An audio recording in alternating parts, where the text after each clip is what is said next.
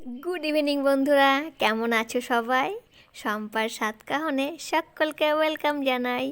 আশা করছি যে যেখান থেকে আমার এই ভিডিওটি দেখছো তারা সকলে সুস্থ আছো এবং ভালো আছো। আর আমিও বেশ ভালোই আছি এখন।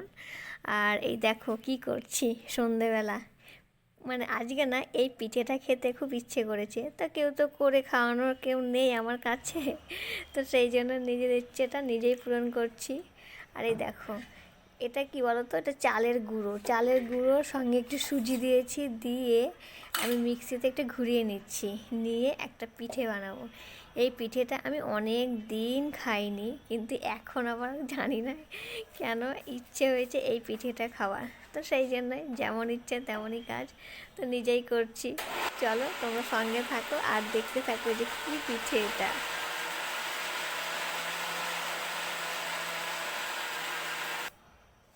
এই কথাটা আমার সঠিক জানা নেই যে এটা মানে ঠিক না ভুল, যে এই প্রেগনেন্সির সময় মানে যার যেটা খেতে ইচ্ছে হয় সেটাই নাকি খেতে হয়, তা না হলে কি একটা হয়, আমার সেটা জানা নেই। এটা কি সত্যি? তোমরা যদি জেনে থাকো অবশ্যই কমেন্টে জানিও। হ্যাঁ, ব্যাটারটা তৈরি করতে মিক্সির দরকার হতো না যদি আমি ভালো থাকতাম, কারণ মাকে দেখেছি হাতেই সে সুন্দর করে মানে ফেটিয়ে এই ব্যাটারটা তৈরি করে। কিন্তু আমি তো এখন পারবো না, যেহেতু এখন এত প্রেশার দেওয়া চলবে না, ডাক্তার বারণ করে দিয়েছে, সেই জন্যে আমি মিক্সিটা ব্যবহার করলাম।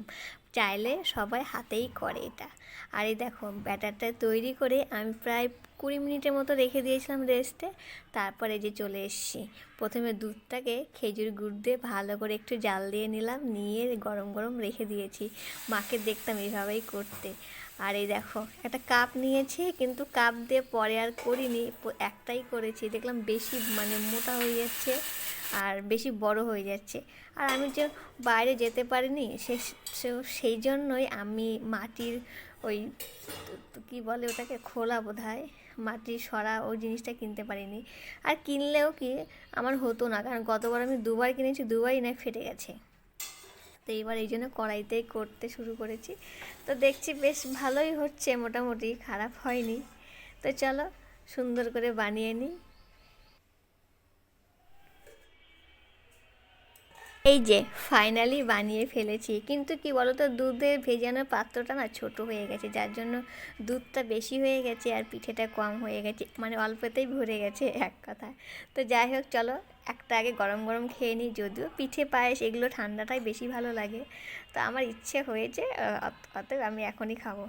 তাহলে চলো, সবাই ভালো থেকো, সুস্থ থেকো, সাবধানে থেকো। আর ভিডিওটি কেমন লাগলো অবশ্যই কমেন্টে জানিও।